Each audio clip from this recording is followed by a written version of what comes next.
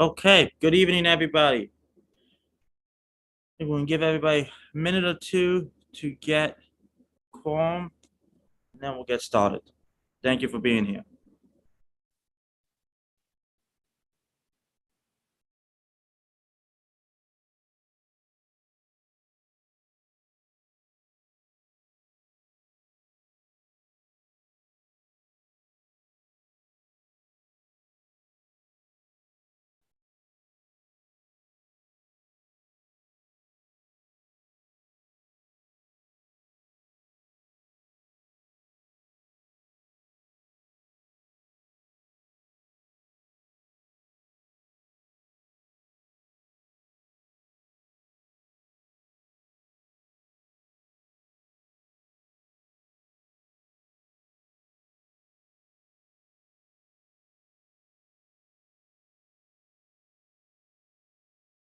You're good to go. And then, Dude, I only see Tom. okay. Yeah, I only see council member Hoey for people in, actually here's two more people. Okay, here we go. All right, so for today's meeting, everyone that is a part of the Planning, Economic Development, and Land Use Committee that is here is Councilmember Alfredo Ballerin, Councilmember Thomas Hoey, Councilmember Deborah Zamer, and Councilmember Edward Hyde Clark. And so Sergio Adams does not seem to be here. And then Councilmember Megan Keegan is here as well.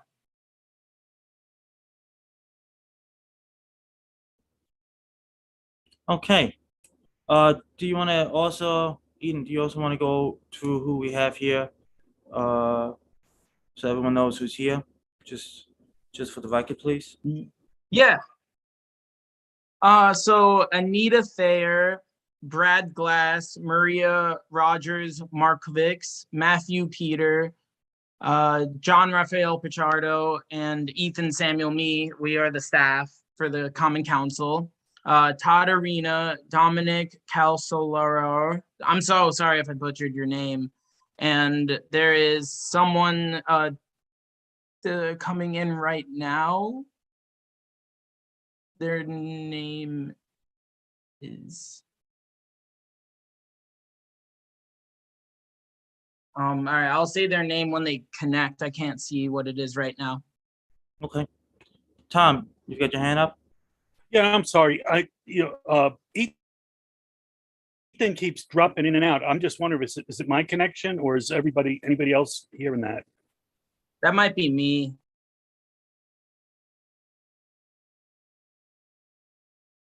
I actually heard you drop in and out a little, Tom. I'm not sure if that was so. Did everybody?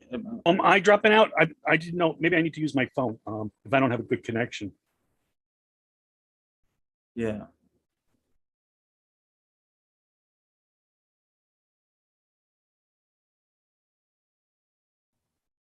Everyone sounds good to me. And Tom McFeeters is here as well. Okay, so we got everybody. Okay, thank you, Eden, and thank you for doing that. Like I said at the first meeting, I appreciate taking that off of my plate because the way I mispronounce people's names. So, let's get started. I know we had a few public comments. Do we have anyone who wanted to do public comment? Eden, that has signed up. The person who has signed up does not seem to be here. Okay.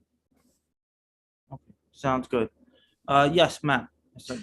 Oh, Councilman, I was just asked to attend on one specific issue to answer questions on proposed legislation. I don't know if you want to wait till after public comment or have me talk before. I just, I'm not here for public comment per se, just to give a perspective on a bill. No, that's okay. I definitely want you here for that EV bill. So, not for public comments. So if people have questions, they can ask you about that. Do we have anyone here for public comments? If not, then we can go straight to the EV bill. And go from there. Councilmember Sergio Adams is joining us. Okay, sounds good. So Matt, the floor is yours. If you could just give the EV bill, give us some more information and Perfect. questions we may have. Thank you, Chairman Ballerin, and thank you, members of the Common Council, for having me tonight. Before you have the EV legislation ordinance 7.41.22. It amends the Code of the City of Albany in relation to parking of electric vehicles. It's pretty simple. We were looking for the city to adopt the state's standards, specifically Section 1202 of the Vehicle and Traffic Law in relation to EV parking, which basically just says if you are not an EV car or you're an EV car that is not charging for more than 30 minutes, you will get a ticket. And, as the parking authority and working with CDTA and others is trying to bring EV chargers to the public to allow for charging, whether at meters, in lots, and in business districts, we need to make sure that the only ones parking in those designated spaces, since it is a proximity issue, are electric vehicles. And that's really all it is. Any questions? Tom, then Megan, please. Tom, you're on mute. I'm sorry, Councilman. Oh, thank you. Yeah, I own an EV, and actually I parked by City Hall today during the police graduation. One of the things I found, sometimes, you go to work, you set up the, you plug it in, and, you might be in the middle of a meeting. I think a half hour is, I would feel a lot better if it was 45 minutes to an hour, because a lot of times it could fail too. And I hate to give somebody a ticket just because, they didn't know. I mean, there is a limit though, believe me, Right. because we have people at the university, we do free charging and they'll be there 8 hours and you're only allowed 4 hours maximum. So I don't know if you'd be willing to up that a little bit. If, Councilman, if you're comfortable. Yeah, I mean, Councilman, we only took the state's best practice for it. So, whatever the council is comfortable, we'll try to make work as much as possible. If it's a really big issue, right, where we see it's that, we could always come back and ask for an amendment that it's not working. We think this is sort of like we're just going with best practice. We want to make sure that as we're doing fast chargers in public lots, as we're trying to do that we can actively enforce.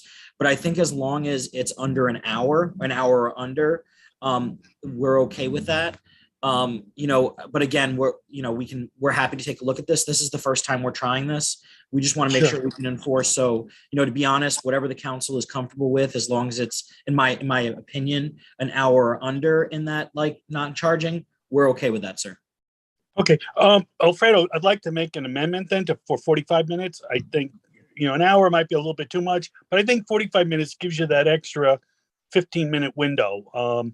Yeah. And I would feel a lot more comfortable, but again, it's up to the rest of the committee, how they feel about it. But I can tell you there's been times, sometimes the elevator's slow or whatever. And, I'd hate somebody to get a ticket, especially when they're trying to be, use an electric vehicle.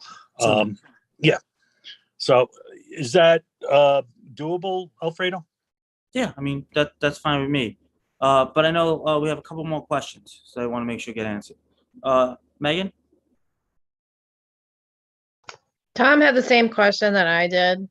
I think my only other follow-up, Matt, is I'm assuming the hour limit is 24/7. So how are we enforcing that evenings, weekends, when typically we don't have meters? Yeah, I mean, I suppose it's the same thing as like loading zones and other places. Like we could time it. Typically speaking, like our key hours of enforcement are going to be during the day, but this allows us to, if we get a call from a resident. So let's say, in the future, we put one on Madison Avenue at some point, right? And someone calls and says there's a non-EV charger, we can certainly enforce that. The time limit is, again, more of an EV car that's been, to Councilman Huey's point, it has been there for a while and we notice it. The main key of enforcement here is being able to enforce non-EV charging vehicles that are parked in front of it, to be honest at this point. And the rest of it's just in case someone is there for a while, not charging. We also have that, but we will be, in the same way that we enforce handicap parking 24/7, we'd be doing the same thing. But like, for example, some areas it wouldn't be where there's meters. So there's some ways to look at it. But again, there might be some times for improvements. To be honest, this is a first step. We're using the state's best practices as our template. But we're happy to see what works for us. And, to the council member's point, we're happy to come back and report back what we're seeing. My guess is you're not going to see a ton of non-compliance. I'm not super worried about, the 30 or 45 minute. We have seen it occasionally in the garages where someone just leaves it, without charging it. And that's not great. And we just usually leave a note or, 1 or 2 reminders and they're back to, they're doing fine.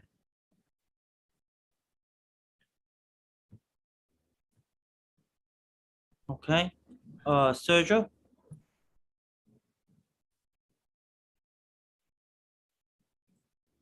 You're on mute.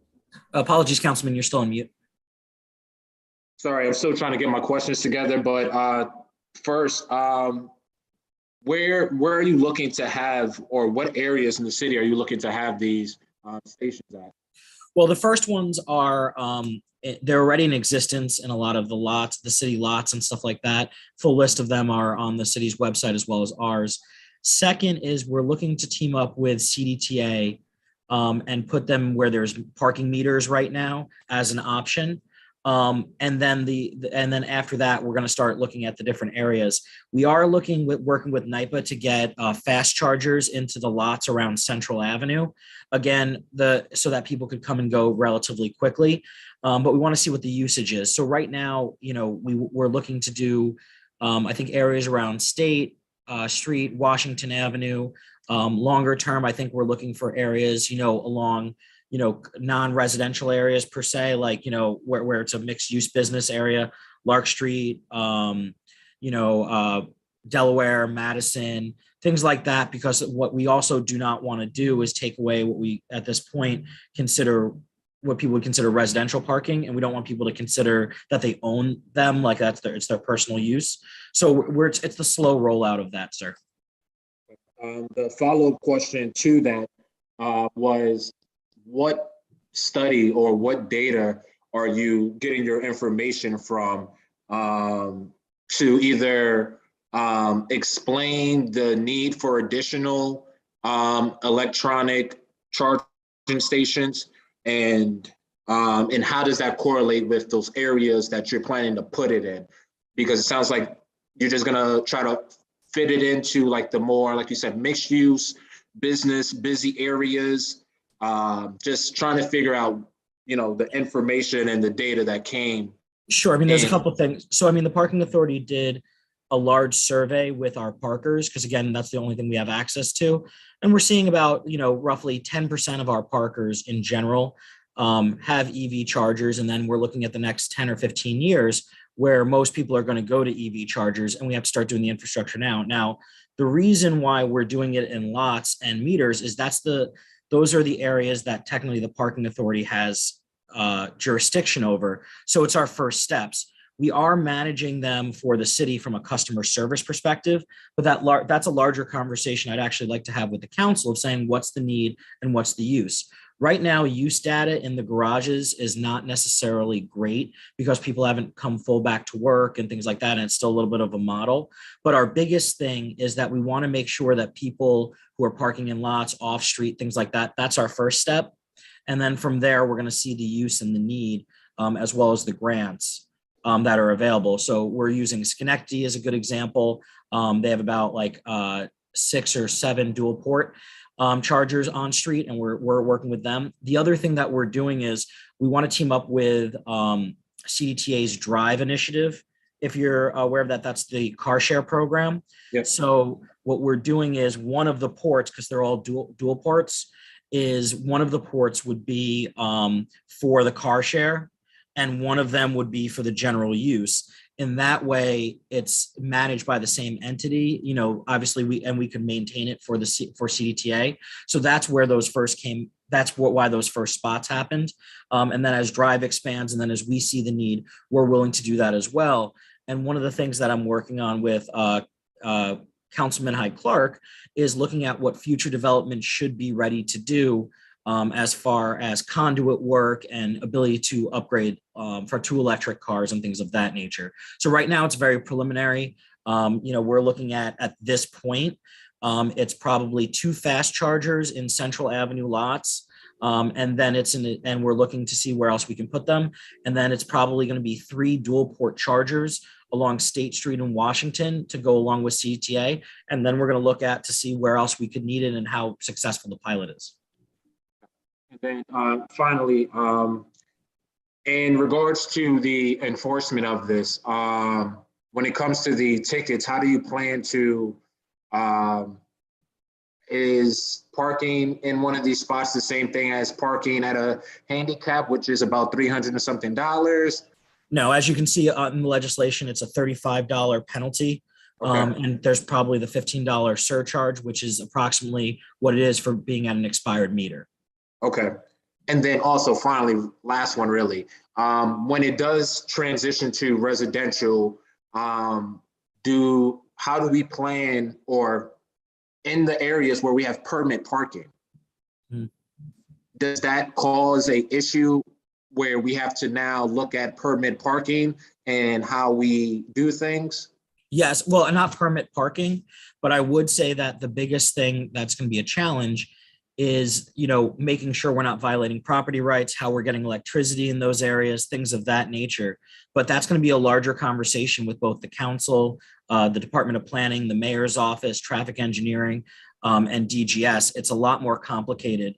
It just happens to be that where there's meters, there happens to be power. It already happens to be public space in the sense of where we can do it. But that's a larger, and it's a very good question, Councilman. It's the one that we need to figure out. But for now, we at least need to make sure that when people park off street and when people are, there's at least an option, and then see what the need is. And at a minimum, we need to enforce it. We did not want the ticket to be largely, basically the same as a meter, a relatively low dollar offense. And again, it's going to be pretty simple. It's going to be EV chargers only. If you're not an EV charger car, we can tell, that's really all it's going to be. Thank you for your question, sir. Thank you. Next, Deborah, then Megan, then Hyde. Hey, Deborah. Matt, thank you for being here and answering our questions. Just quickly, and I apologize if I missed this. How long can an electric vehicle be parked while charging? Sure. So while charging, so all the EV chargers still have to follow the rest of the rules of the area, if that makes sense. So it's really as long as, technically they're allowed to park there. With the caveat being that it takes approximately, with the chargers we're using, which I believe is the level 2, you're talking about a 6 to 8 hour full charge if someone's there. So I would say not longer than 6 to 8 hours. And that's if the car is like literally drained completely, and so I would say at the most it's 6 to 8 hours, but for most people, they're looking at a 2 to 3 hour charge, mostly to finish up the battery or make sure they're not going too low. And would that be reflected? So we In the sign, go ahead, sorry. Oh, no, go ahead. So again, we're allowing people to charge as long as they need to, as long as they're within compliance of the other traffic laws. And the other thing is on whether it's we're happy to, as this expands, the parking authority along with the treasurer's office always gives a quarterly report on, parking tickets and other types of revenues. Once this grows a little bit, we'll start including this on a use report on how many sessions were used and things of that nature. And we're using NYPA guidance on what's being charged, which is the kilowatt hour. Gotcha. Thank you. Thank you, Councilwoman. Megan? I'm gonna let Hyde go because he's on the committee, and then I'll go. If that works for you, plus I already asked a question. That works for me. Hyde? Thank you, and sorry for being off camera. I'm just in and out at the NICOM conference out in Syracuse. I guess I'm just a little confused with Councilmember Hoey's point on the 30 or 45 minute, because if it's I think the language says disconnected. So if there's no limit on charging, I guess I just don't know the concern about 30 or 45 minutes of being disconnected. So if I could Yeah. just get clarification on that. You want me to go, Matt? Go ahead, Councilman. There was a lot of echo there, so I'll let Matt go, and then Tom, if you could get that echo. I'm not sure if that was you or if that was somebody else. So I think the Councilman, I think the confusion might come from, and what I believe Councilmember Hoey was saying was that disconnected can mean actively not charging, not just when the port's not there. So this is basically, the disconnected means not charging as well for that. So I think that's what they were trying to get to the bottom of it. Although I will say that, our principal way of determining will be people where the plug's not in, but we will have to investigate further on that. Does that make sense, Councilman? Yeah, so I guess I would just say if we could clarify the language that, because I read it as disconnected means that the port's not hooked up. So I would be, I mean, if it makes sense, I think it makes perfect sense to say the vehicle is disconnected from the port or not charging for more than 45 minutes. That addition or change, I think, would cover both your concern and the other council members. Yeah, just because I think the point is to make the charger available. And so I just don't want an EV car to pull into an EV car spot that doesn't actually need a charge. So I guess that's the. Yeah, and Hyde, what the concern I had is that you get alerted on your smartphone. Most of these things do that. And you might be in the meeting and all of a sudden it says charging finished. And it's, you just can't walk out of a meeting if you're at work. But I think 45 minutes would be a reasonable amount of time that when it ends, that you go down and move your car out of the spot. Yeah, no, understood. Tom, I think if we did clarify that disconnected meant that it's not hooked up, even if it's stopped charging, then that would help your concern as well. Okay, thank you. Megan? Yeah, this is just kind of like some feedback for you, Matt, as we're looking at infrastructure needs. What I'm hearing, particularly from folks who are in high rental areas of the city, is that it's a chicken or the egg issue. Yep.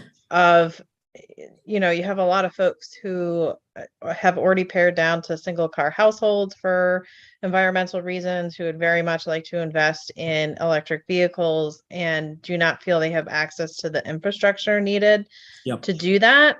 And so I would just ask that as we're sort of surveying the public on those infrastructure needs, that we're very careful about how we word that language to sort of capture that data of not just households with electric cars, but households that would invest in that manner if the infrastructure is there, because I think that's going to be a lot more telling about what we need in terms of infrastructure needs in the future. And that our priority areas really should be looking at areas where people do not have the ability to install their own electric chargers based upon where they're storing vehicles. That's all. No, I think that's exceptionally astute, Councilwoman. And our survey specifically said, do you have an electric vehicle? Do you plan to purchase one in the next 5 years? Would you purchase them more if it was available? What are the top spots that, where you'd like to see them, where you'd like to move? And our top ones were along Central Avenue on the lots, downtown, where we've invested heavily in the garages, around Lark Street, around Washington Park, and then down New Scotland and Madison. Those are the top responses, but that doesn't mean that's it. But it goes very clearly to where people don't have driveways, which is again why we're very keen on investing EV fast chargers in off-street parking. So for example, if you only need to charge your car once a week, you could go to the lot and charge it for an hour or two and it's done. That's a short-term solution. It doesn't hit the overall infrastructure needs, but you're absolutely right. And that's sort of where we want to grow it as well, to see where the use is, and off-street is going to be key to that where we can. but on street as well is going to be the future, probably in the next 4 or 5 years.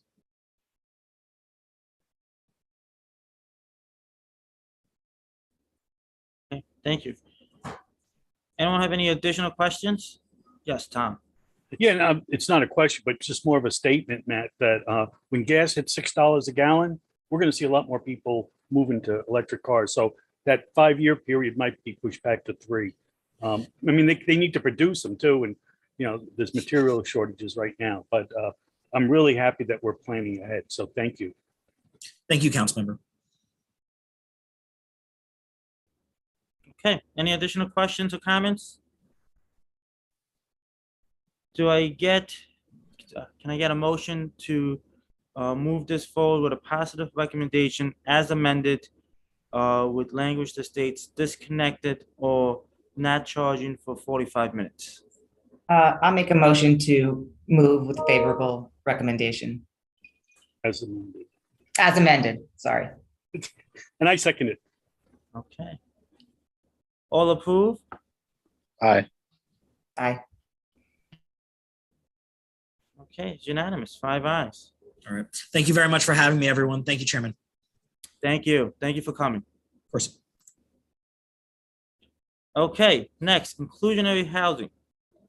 So this one has been on the docket for some time. So I know we've got quite a few updates from the last meeting that I want to make sure people are aware of. And some things that and how we're moving forward with some issues or concerns that people have brought up. So let's start with the dormitory concern that was brought up at the last meeting, something that should be included into this bill. So we met with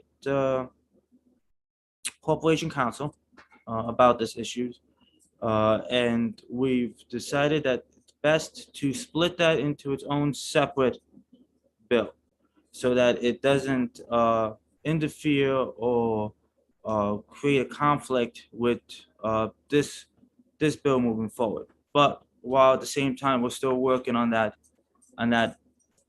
issue. So that's something you'll hear more about. Just to give you a quick outline of what we're looking as an alternative for those dormitories is one of the alternatives is a profit neutral option where let's go with the current numbers of 5%. If it's a dormitory, again, the language needs to be very, very narrow so that this is just those specific dormitory type of institutions that we create a framework so that if it is, if they're going to go with the alternative, then they have to do it in a way that's profit neutral. So the one alternative that we've discussed is making it so that it's linked to the total cost of the project and the total percentage of the affordable housing that they would be responsible for. So let's say if a project cost is 10 million, but based on the current 5% fee, that would be a $500,000 payment. So the goal of that is to make it so that it's profit neutral, so that when entities are looking to build these, they're not gaining from the fact that there's an alternative because of the type of structure and because of the type of entity. So that's one of the proposals that we're looking at. Second one that we're also discussing, we may not, but that one may be more complicated, is making it so that it's a annual fee based on what additional revenue they've brought in versus what they would have brought in if they followed the policy. Again, it would make it profit neutral. It would also create guidelines which we currently don't have on this issue. So, you know, so the second one is a little bit more difficult. And that's why they're both being flushed out to see which one's more practical. It's not perfect, but I think it's fair in a way that you know, we are trying to make it so that we don't create incentives for developers not to go, for developers to build these type of properties, not to go with the affordable housing, but at the same time, we are not punitizing more than the 5%. Excuse me.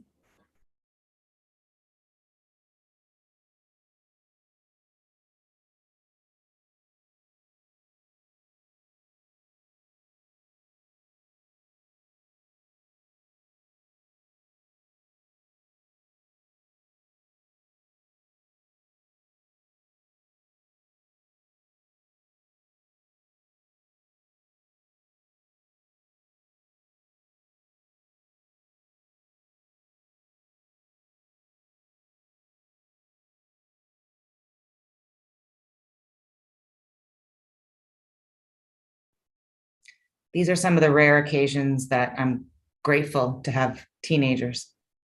Yeah, sorry about that. Sorry about that. He just walked in, so, but he's good now. He's happy and he's got an apple, so he's okay. So thank you. Thank you for indulging me on that. So yeah, so those are the two methods we're looking at right now that we're gonna flush out, put into a bill that will come to the committee, that will have the process of be vetted, and move forward as the committee decides to on that. Again, it's not perfect, but I do think it does create a new method to looking at the subject. Yes, Tom. Yeah, I'm totally uncomfortable with the development of putting in more dorms when we can't even fill the dorms that we have now. You have the College of St. Rose, for example. They tore down 12 houses to put up parking for dorms. And we don't know how much longer they're going to be able fiscally be able to stay open. We know that they're giving up Brubacher Hall on the downtown dorm campus because they can't afford it. They're not leasing it anymore from the university. So now university has a full downtown campus, totally empty. You know, something like around 2,000 beds. So we're going to allow developers to come in, put up cheap wooden, you know, fabricated housing. Students are going to go there because it's new and shiny and stuff. And then, you know, when they burns out in 20 years, you know, and then what happens to the university and the colleges who make 10% to 15% of their revenue comes from dorms? And what about the safety of our students in those dorms that these private developers are building? Do they have RAs on every floor like, you know, like the main colleges do? So I'm very uncomfortable with it. I think it's worthy of discussion. Especially we look at the student population, we know it's going to dip by 2025. Okay, that's a known fact. We know what the demographics are. Maybe we need to do a study, but my feeling is we do a moratorium on any kind of dorms. I mean, apartments, yeah, okay, if you're going to do it, do it. But I think on a dormitory, I think we really need to look at that.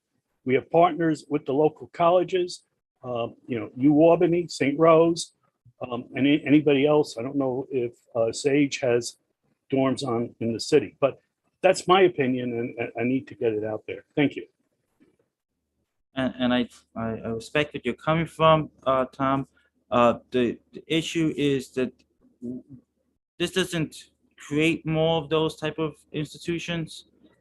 This tries to address the issue that came up a few months ago and puts it into legislation. If we were to have had this policy a few months ago, that developer would have had to pay $4 million, roughly, to you know, not follow the 5%, the current the current 5%.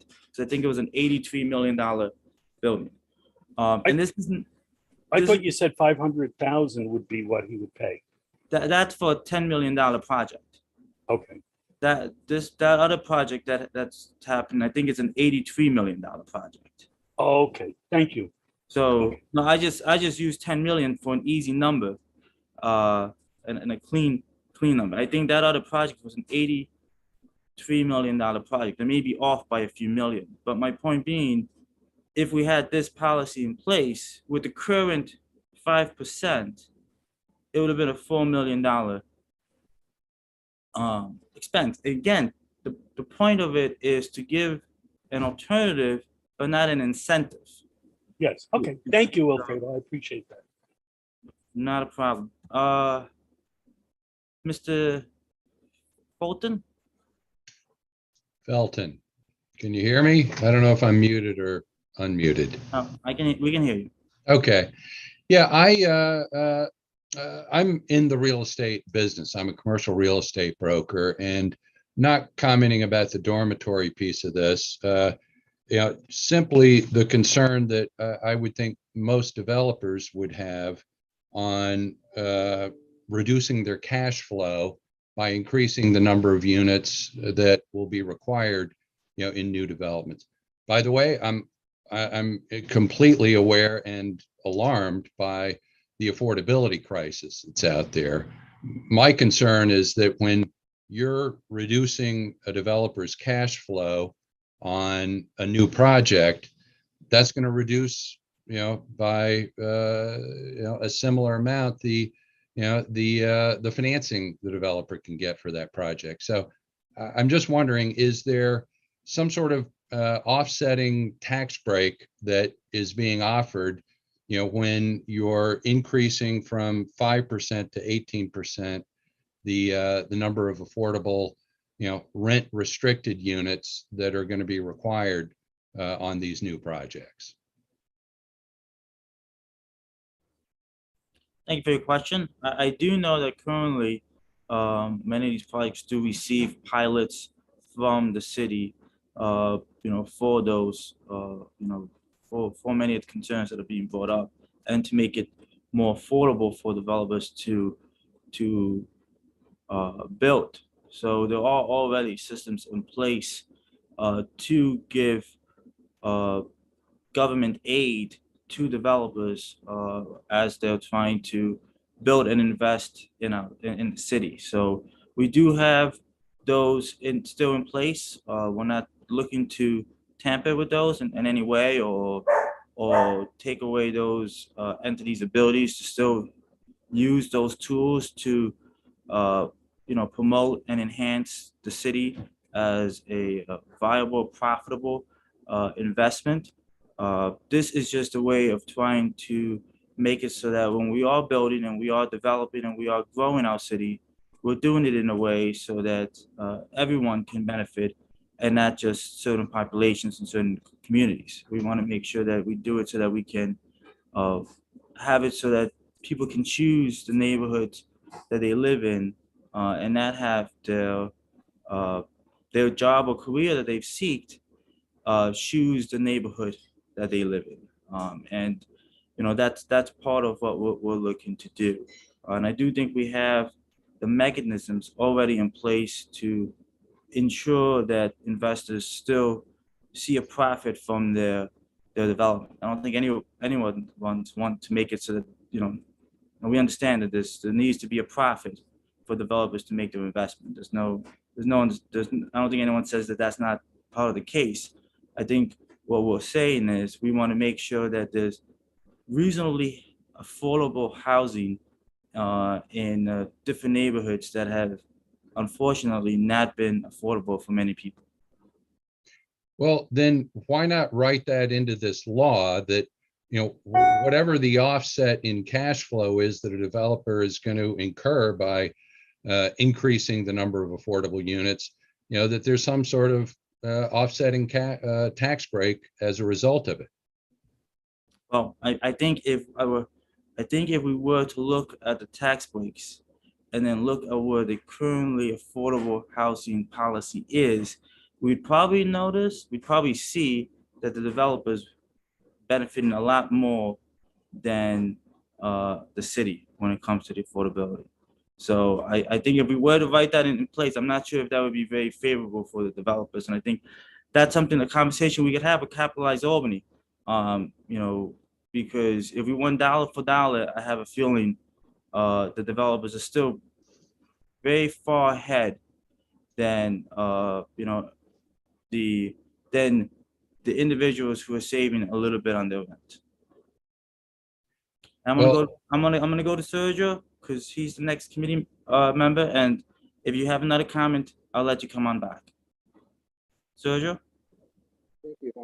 It's really going to go right back to him, Mr. Felton. I was just going to ask, just for clarification for everyone, in your expert experience, with us going from that 5% to the 18%, do you think, or what adverse effects do you think developers would have to this increase? Well, I worry that it creates a barrier to investment. So, it just literally running the numbers on, what this is going to mean for a project's cash flow. I ran it based on 18 new units that, would be in, say, 100 unit development. And so and I don't want to get too deep in the weeds on the math, but what I discovered was that's going to mean 162,000 less per year in gross rent that would be produced by that property. You put a debt service coverage ratio on that, which any lender is going to do that's going to be financing the transaction. That is going to reduce the amount of the mortgage by $1,570,000 roughly in my just back of the napkin calculation. So that's the concern. I mean, desperately needed, and I'm all in favor of and not opposed to an 18% set aside for affordable, but it's got to be paid for in some way. And if you enact this law without providing some measure for the financing to reflect the new project, then you run the risk that it doesn't produce the desired result. You're still on mute, Sergio. I just want to say thank you for that, for the information right there. For me, just wanted to clarify that for people.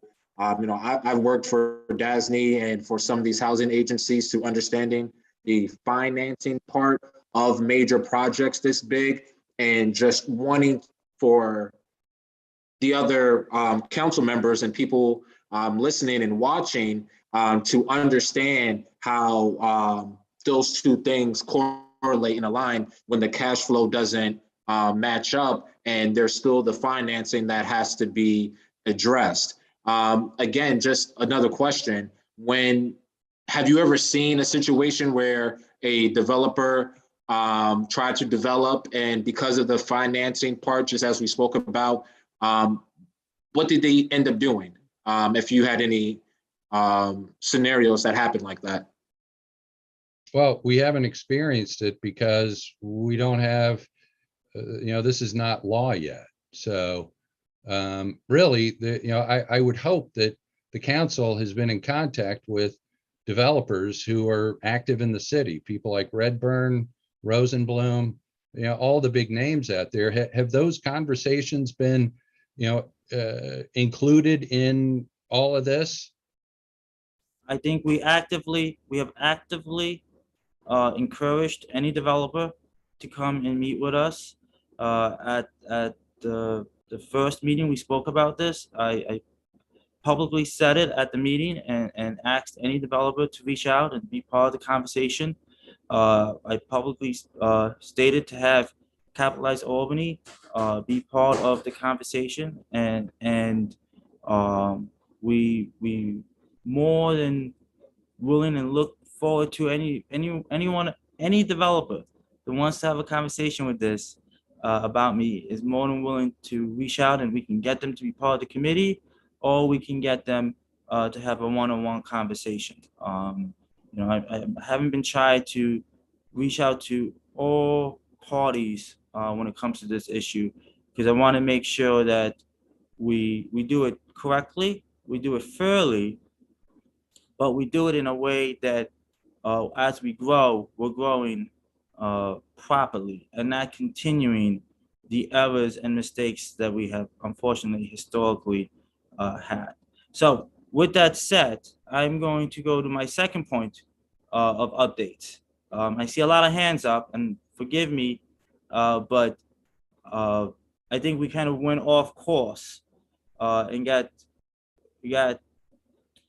more into the weeds, and I'm more than willing to go into those weeds if that's what people want, but that wasn't the plan for today's meeting. But if people want to get into those weeds, I'm more than willing to get into those weeds. So I'll let committee members tell me if you want to get into the weeds. And Deb, you got your hand up next, so you could be the first one to go. Thanks, council member. Well, I don't, I respect your agenda and your what it is, that you wanted to do. So if you don't want to discuss that part of the legislation, but we do have, I know, folks here from the public who want to speak to the inclusionary housing piece. So I would just add to this discussion that I think we really need to know how a pilot would be configured when there's an affordable housing component included. I think that's like a really important thing to Mr. McLaughlin's point.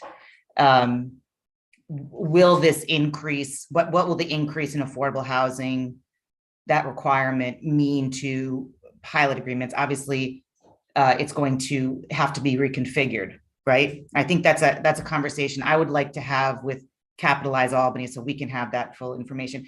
And I also wanted to say too, this, and I've heard you publicly invite developers to this discussion. I think we need to be more proactive. I mean, there's not that many people watching.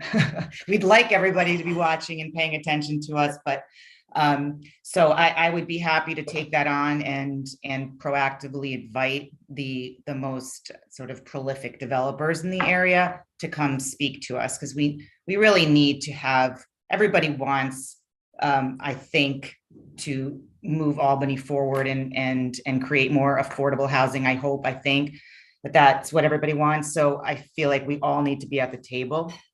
So I would request that we have another meeting, and I'll take it on myself to do everything I can to get all sides here to discuss.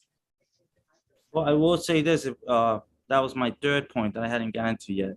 I have been in conversations with Capitalize Albany and looking at their numbers and looking at the numbers that they shared. And I know they have a different perspective on this than myself and many other people. But I have taken those numbers into consideration as we move forward. And just like I've taken everyone's concerns and issues into consideration. But that was my third point that I was going to get to. My second point, well, you know what I'm going to do? I'm going to walk the line of hands, give everybody an opportunity to speak their mind. And the last hand I see up is Dominic's. So I'm going to let JR, Anita, Megan, Dominic go. Let everybody speak their mind. And then I will continue with my last 2 points. And then I'll open it up to any comments and concerns people have. So JR, you're up next. Thank you, Councilmember. It was in the exchange that was happening between Councilmember Adams and Mr. McLaughlin.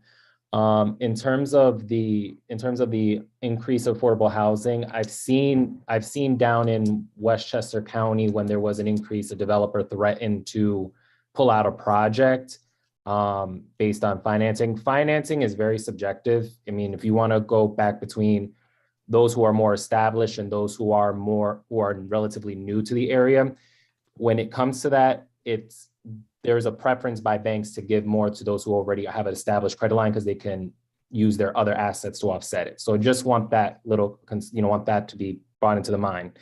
And in terms of that, we've had situations, and I can confirm this, I probably can follow up with this with Capitalize Albany, even without the affordable housing inclusion, we've had people come back to us saying that they can't even sustain what they currently have with the pilot agreements already in effect. So there's kind of like a confusion that I'm seeing with this and misinformation that might be going around. So I think really we really need the data, and I have no problem, trying to reach out to the necessary parties for that, because it's really a numbers game when it comes to the inclusionary housing. I mean, we can all speculate what financing could mean and what the result could be in terms, but it comes down to the numbers, because pilot agreements, offsetting this, it can mean many different things for people, and also depending on what banking institution and all that. So just wanted to keep that in the committee members' heads, because that is always going to be the first thing that a lot of developers say is the financial portion of it, but it's very subjective on that terms. Thank you, JR. Anita? You're muted. Do you want to take Megan first since she's a council member? Sure. Megan? I just have a really quick question for JR. Are we legally able to mess around with our pilot structure from a legislative standpoint? And are we allowed to bake that into legislation, or does that have to be structured through the IDA? I'm looking for some legal nuance there. That has to be structured through the IDA, and that has to also be confirmed with also the comptroller's office. There's a lot of things that the IDA has to go through, and in order to do the numbering for the piloting, or what is allowed and what's not. That's what I thought was going to be another legal hurdle in figuring this out, because I didn't think we could just legislate from the council what that would look like from a financial structure. That's all. Thank you. And thank you, Anita, for letting me go. No problem.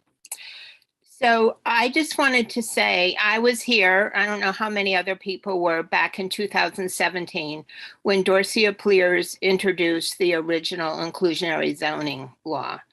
And we were told at that time by developers and by Capitalize Albany that this would be the end of development in Albany. And as we all know, in the last 5 years, we've had nothing but booming development in the city of Albany. There's more new buildings than some of us ever imagined happening in the city. So I take all these doom and gloom anecdotes with a grain of salt. We have an obligation to figure this out in a way that breaks down historical barriers of residential segregation. And we have a crying need for affordable housing in the city. So the job of this committee is to figure this out and not be scared by developers who are entitled to a profit, but they're not entitled to rule they don't control the outcome of this council. The council members are accountable to their representatives and to their constituents, and people in the city are desperate for affordable housing. This is only one piece of what the city should be doing in terms of affordable housing, but it's an important piece. And we've waited years for this issue to be revisited. We were told initially that the USDO would be completely reviewed within a year of when it was adopted. That didn't happen. Then we were told that this issue the USDO would all be reviewed last year. In fact, every provision was reviewed except this provision. So we're not looking for further delays. We're looking for action from this committee and the council. Thank you. Thank you. Dominic? Thank you, Alfredo. I just to quickly follow up on what Anita said. Since I was on the IDA when the initial inclusionary housing was passed, and also, as you know, I've been a council member for 12 years before that. I was actually a witness to a discussion between that time council member Pleers and Mayor Sheehan, and also the planning head at the time, Chris Spencer. And that's all it was gloom and doom, and development was done in the city, if this ever got through, we wouldn't have another project in Albany ever for this 5%. I can tell you, I was sitting there. It happened to be in another meeting I was at, and they happened to get this discussion going. And I sat on the IDA for 7 years, and all I saw was one after another, more projects, more projects. And I said at the previous meeting, we probably had more projects in the last 5 years than the city of Albany had since it became the city over 300 years ago, despite having inclusionary housing at 5%. Now, for 50 or more units. To give you a kind of perspective of how much affordable housing is needed, I went to Albany Housing Authority website today. Yeah, just for Section 8, there's 5,444 families, not people, families on a rating list for Section 8. That's just Albany, that's all public housing alone. That's telling you a number of how much affordable housing is needed in this city. I went to other cities and villages around New York State to see what they offer. New Paltz, they use affordable 60% AMI. Albany right now is 100% AMI. They use 60%, and it's 10 units or more, not 50 units, not 40, not 30, not 20, 10. And it's the village, all right, a small village, in the Hudson Valley. You go to Kingston, just announced in December, 5 units or more have to have affordability. At a minimum of 1 unit if you only have 5. Again, not 50, 40, 30, 20, not even 10. 5. Kingston's a lot smaller city than Albany. So again, it's where are we? And they're at 80% of the AMI, the adjusted median income. Again, Albany's at 100%. You go to Ithaca, same thing. They're at 75% of AMI, and 20% of the units have to be affordable. Not 5%, not 10%, not 15%, 20%. And Ithaca is, again, a much smaller municipality in the city of Albany. So developers aren't going to stop. If there's money to be made, they'll find a way to make it. And like I said, I just sit on the IDA, so I did see those numbers. I did see the financials of all these projects. And there were a couple of the smaller ones that had issues with getting finances even at market rate. But they were smaller people who maybe never had developed before, which I think Rafael really pointed out very well. That if you're not already cemented doing this, but you're a first timer doing it, it's going to be much harder to get financing, no matter what we're doing, than an established business like Redburn is. So that's an issue. Another thing, if you look at the business review, which I get every day, all these apartment buildings are selling for enormous amounts of money right now. They're selling to other management companies for huge amount of money. I would love to see what the developer who comes in and says we can't do the affordable housing percentages, whether it's 18% or 10% or somewhere in between, and at 20 units or 50 units, we can't do it.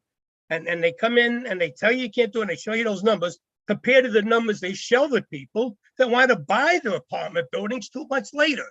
I would love to see the difference in how much money that they're making in order to entice these other companies and other land managers, apartment managers, to come in and buy these units. I mean, just the other day in the business review, one of the few that bought one of these units in Albany was saying how much more money he had to spend to buy it, but he said it was well worth it. This area is growing. The rental, the tenancy is there. And another project developer said that he's already got his apartments rented. The building's not even built yet. They're already rented. So they're not having trouble renting these places. So I mean, maybe 18%. Maybe you can quibble with that a little bit. Maybe that's kind of a big jump from 5% to 18. But I can see maybe going down 14, 12, possibly to get a compromise. In my opinion, not speaking for uh, for the housing group, housing for all, but for my own opinion.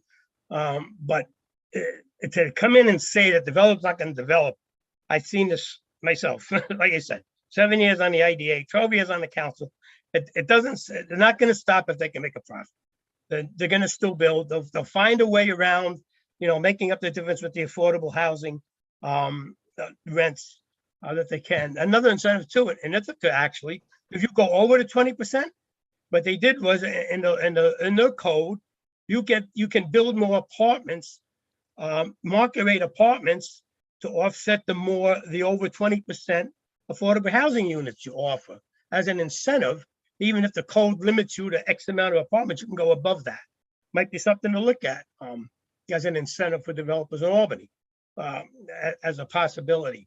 And the other thing, and the IDA does a great job. Believe me, they help a lot of people. We probably give more money to these developers and more pilot. The pilots are probably much more enhanced and better than most of the ones I see around the state. For other municipalities, when I look at what they give out, and some municipalities don't even give out pilots for housing projects. They won't even touch a housing project. Their IDAs. So Albany really does a great job to enforce the development. But developers are always going to cry when it might, affect the money going into the pocketbooks.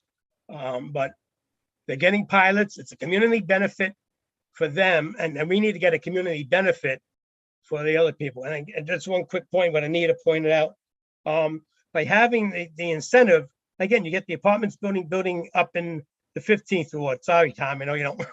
We're opposed to that project. And on Ontario Street, and on the Scotland Avenue near St. Peter's.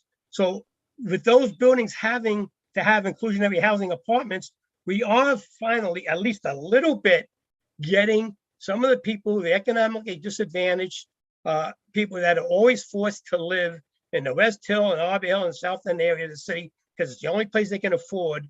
Now they can spread out. They can get beyond the red lines that the city has and actually live in another part of the city, because now they can afford an apartment in another part of the city. Thanks, Alfredo. Thank you, Dominic. And thank everybody for being here and having these conversations. Even Mr. McLaughlin, I know we may not agree on this 100%, but I appreciate the fact that you're here, because no other developer has put themselves to be part of this conversation publicly. So I appreciate the fact that you're here, having these conversations and sparking these discussions. Just to go down my agenda again on where we are, so I talked about the dormitory issue that was brought up. Another issue that's been brought up as a concern is enforcement. So I'm going to be working on a bill for enforcement, and I want to open that up to anyone who's willing to work with me on that, so that we can get that issue also addressed. But that's, again, going to be separate from this bill. My goal is to try to address all the issues that are being brought up, but address them as rapidly, but also as efficiently, but not just get it done, but do it correctly.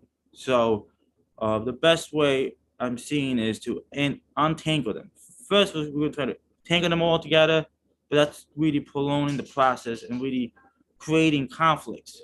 So the goal is to untangle them and deal with them separately, but still address them correctly. Megan, you have a question?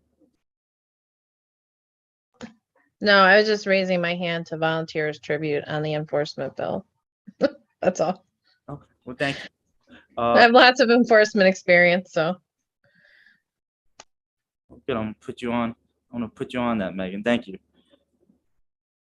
So finally, I have met with other parties, and I've met with Capitalize Albany, and they have shared a lot of the same concerns that were shared today about the ability for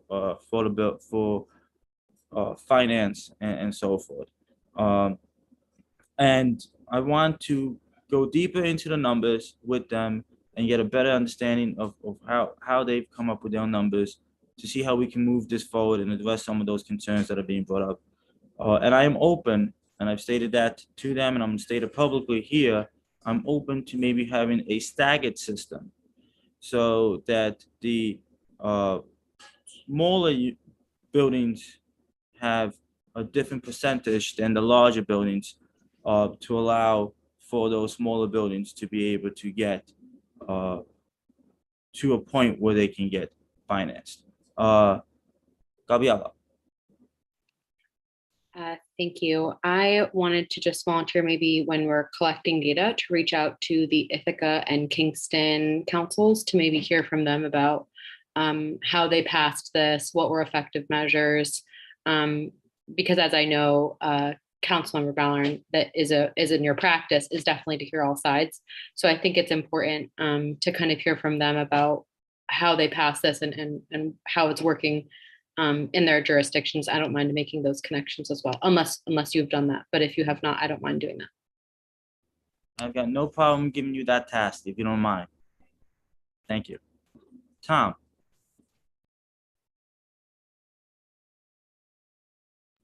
You're on mute. Anita has very clearly articulated the opportunity that we have here. Several people have raised the question of why should the developers bear the brunt of all of the affordable housing in the city of Albany? And I agree, they should not. But right now, we're not seeing, the only efforts that we're seeing on this are coming from the neighborhoods up. I sit on a committee, part of what started with the South End Community Collaborative and is now a citywide affordable housing group chaired by Christine Schutte. And if you look on the Capital District Habitat website, you'll see a start for a plan for addressing the affordable housing crisis that we face in the South End, in Arbor Hill, in West Hill specifically. Those are areas that will not be addressed by this inclusionary zoning because that's not where the development is. The development will be, we need a lot more money, frankly. And that money is not going to come from the city of Albany because that's just not where the revenue sources are. It's going to have to come from the county or the state. So I just want people to know that there is a lot more thinking and work going on around affordable housing than simply this inclusionary zoning. Inclusionary zoning is necessary. It's a good start, but it is only a start. Thanks. Thank you, Tom.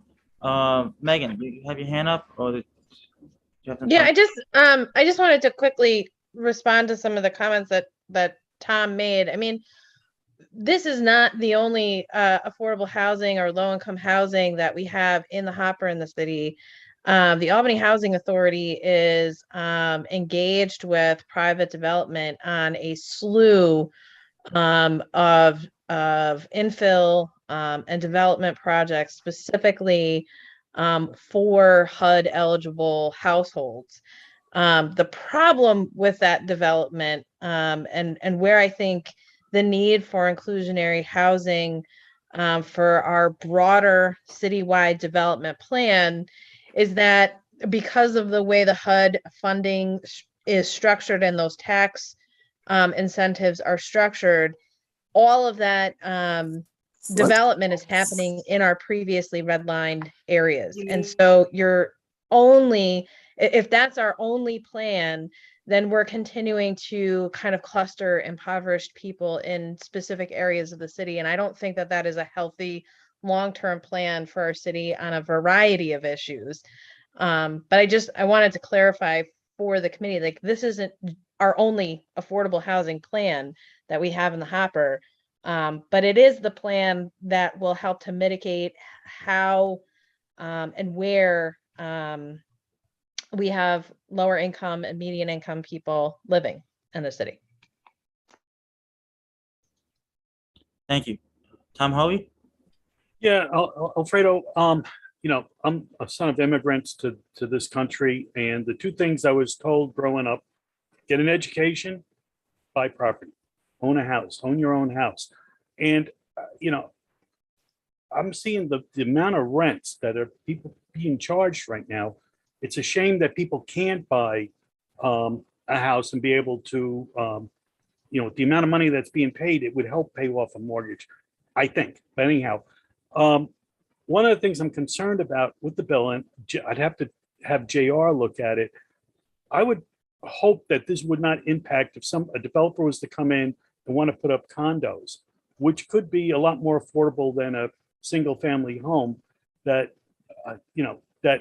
this bill would not interfere with it. With a condo, I think it's different than a rental property, but maybe I'm wrong, but I'd love to discuss that if indeed this bill would impact a developer wanting to come in and put up a condominium.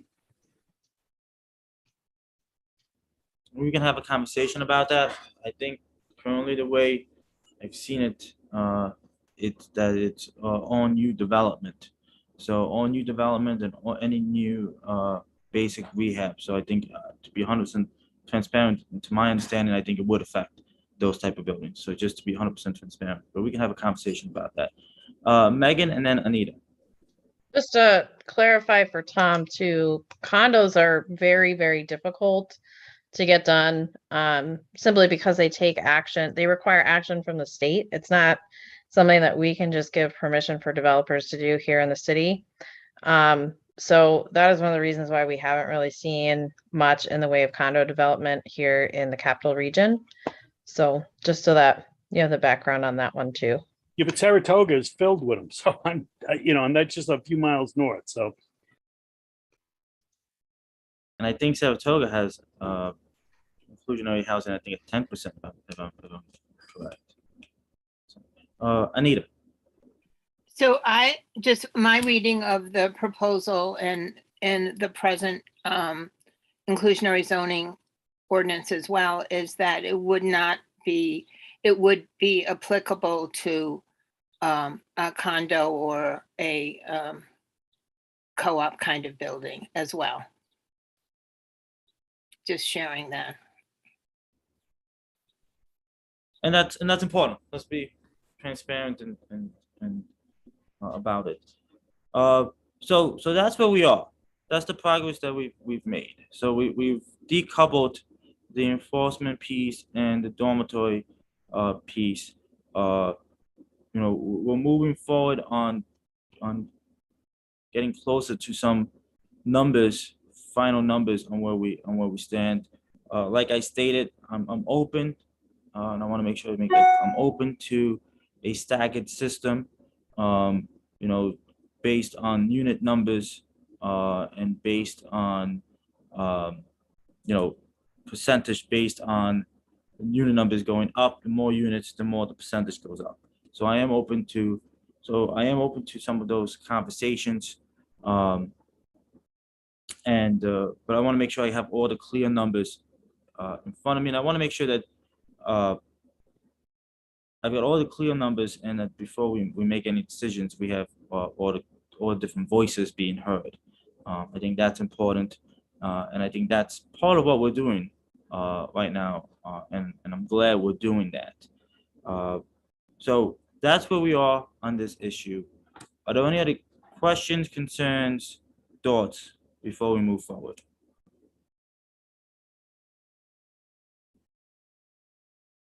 Okay. Well, I appreciate everybody's time. I appreciate everybody's energy. I appreciate those who have volunteered and given themselves homework so that we can try to get this moved forward.